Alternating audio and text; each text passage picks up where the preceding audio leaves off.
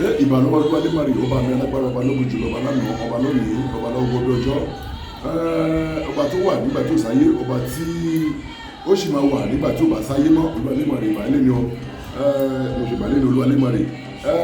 mo ṣe bá ọkùnrin mo ṣe bá obìnrin mo ṣe bá ọmọdé mo ṣe àbúrẹ́ lágbà àjíjà mo ṣe ìbàlẹ́ ni mo kí ọmọdé mo wá kí ọkùnrin mo kí obìnrin mi mo kí babaláwo àfa wòlíì ọba aládé mo kí gbogbo yìí o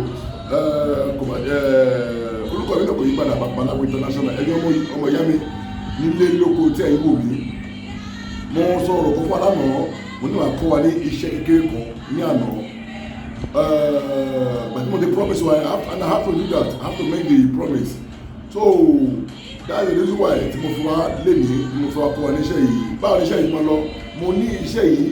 láti máa fi protect ọkùnrin láti fi protect ara ẹ̀ obìnrin láti fi protect ara ẹ̀ nípa ọ̀rọ̀ ìbálòpọ̀ ní o sọ pé kó ló máa ṣe ṣìnà ẹ̀ sọ pé kó ṣe pẹ̀lú ìyàwó ní ọ̀hún tó bá ṣe àmú ẹ because I'm a kind of person I don't want mi ò sọ pé kó fi àwọn ọkọ̀ báyìí kó fi ṣèbàjẹ́ but for you to protect yourself wọ́n lè lé Magun lára ìyàwó ẹ̀ wá báyìí ìyàwó ẹ̀ lè má ṣe ṣìnà kan kí ìyàwó ẹ̀ máa lọ níta lè ti nà án lẹ̀ síta ìyàwó ẹ̀ obìnrin lè máa lọ níta káàtì náà lẹ̀ bò kó má ba lè affect ìyàwó ẹ̀ kó má ba lè affect ẹ̀ ó ṣe fún ọkùnrin náà tó bá bí obìnrin ní àrùn sára ọkùnrin rẹ̀ dára ní ikọ̀ ọmọkùnrin alọ́lẹ̀ tí ọkùnrin bá ní àrùn sára tó obìnrin náà fẹ́ sí kí ni ara ò ní mú fún wọn àwọn kan báyìí ara máa sọ fún lójú ẹsẹ̀ gbó ikọ̀ báyìí fẹ́ ṣẹlẹ̀ kí la máa lọ ṣe ẹ jẹ́ ká lọ wá ó ní tolúwa ní ìrìn àtẹkùn rẹ̀ tolúwa ní ìrìn àtẹkùn rẹ̀ ta ló ní ewé ta ló ní gbò ta ló dágbò ọkọ̀ ìsálẹ̀ olúwalémọ̀rẹ̀ náà ni àwọn olúwalémọ̀rẹ̀ ni Ifá ni Muhammad ni Jesus Christ ni gbogbo wọn náà ló ní ewé ló ní egbò àwọn ló bá wa fẹ́wọ́ sí àti àwọn gbárùmọ̀lẹ̀ ló bá wa fọwọ́ sí kó máa rí bẹ́ẹ̀ ọmọ ìyá mi báwọn yẹn má protect ara ẹ o báwọn yẹn kó má protect ara ẹ bí àwọn ojẹ́ pásọ̀ ni ojẹ́ kíní ni ojẹ́ àfáà ni ojẹ́ babaláwo ni má protect ara ẹ bóyá ìṣègùn alẹ́ ọlọ́sùn má protect ara ẹ kó máa gbémú sókè kò kàn mí.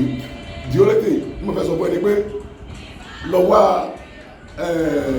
lọ wá kúlùsọ ẹ̀kọ́ wọlé lọ́rọ̀ àdẹ́dẹ̀ wọn lé wọn mọ́ lọ́ra kúlùsọ yìí tó bá ti ra kúlùsọ yìí ọmọ ìyá mi báwo lọ́ọ́ máa ṣe kúlùsọ yìí mo sọ̀rọ̀ lọ ẹ̀kún péré tó bá tóbi mo sọ̀rọ̀ lọ mú èyí wá tàbí kan lé lórí lórí ẹ̀rọ yẹn báyìí lọ lórí ọ̀nà yẹn kò fi sí gbẹ́rẹ́ sí orí kòdòrósìkì ẹ̀ wá fi sí wàá fi kíni ẹ̀ pa gbẹ́rẹ́ yẹn ẹ̀yọ̀kún péré atari ẹ̀yọ̀kún péré ewu kúlùsọ yẹn ẹ̀yọ̀kún péré lọ orí ọlọ bó bá lè lọ lọ sí orí tiles kò lọ lórí tiles kò lọ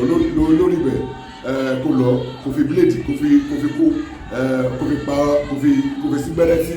orí ọ̀pámọ́sí ẹ ohun kò tó jẹ́ ọ̀pámọ́sí má bèrè kọ́sọ̀ lọ́wọ́ mi ó mọ̀ irú obìnrin fi sí gbẹ́rẹ́ sí orí Amẹ́ríkà fàájì ẹ bó ti jẹ́ ní ọmọ ìyá mi protection is better than cure you have to protect yourself either you are a pastor you are wòlíì or you are kò sáyé tó ṣe o wọ́n lè rán ìyàwó ẹ̀ sí ẹ̀kọ́ pa ẹ́ so bó jẹ́ ìwé evangelist wọ́n lè ṣe sọ́kọ́rọ́ àpò ẹ̀ kó pa ẹ́ òní obìnrin lè má mọ̀ ọkùnrin lè má mọ̀ wọ́n ti lẹ́kọ̀ọ́ sí ìhun lára tó dáì lójú àìtó máa fi ṣe àmì ara máa sọ ẹ́ ọkùnrin bá yọ̀ dàdà bí obìnrin ara sí kéde ara ti di padà ara sí kéde ara wálẹ̀ lójú ẹsẹ̀ òun lè rí ṣe mo bẹ̀ ẹ́ mo rọ̀ ẹ́ mo fi orí aládé mẹ́rìndínlógún mo fi bẹ̀ yín ẹ lọ ṣe o ẹ gbìyànjú sí kókó o nọ́mbà méjì mo lọ láì méjì péré 081 222 148 91 082 28 97 5341 that's my number. onífà ojúre ọ̀run mi là ó jíire ìfà ojúre ọ̀run mi là ó jíire òkè àparò ògiri àparò aládé òjíire ìfẹ́ òjíire Ọ̀rúnmìlà òjíire. àdúrà gbàgbà ọ ẹlọ́wájẹ́ ní padà sẹ́yìn Ifá gbè wá ọ lágbára tó láyé Ifá gbè yín aṣọyìndolówó aṣọyìndolọ́lá aṣọyìndolọ́rọ̀ so thank you for supporting Babalawo International bá mi share fídíò yìí ọmọ ìyá mi ó mọ̀ pé mò ń protect ẹ bá mi share fídíò yìí ó bá ti rí share fídíò yẹn share kó bá lè jẹ́ ó máa jẹ́ fún ẹ lágbára ẹ̀ kó tiẹ̀ máa jẹ́ fún ẹ. share. God bless you. Ire o.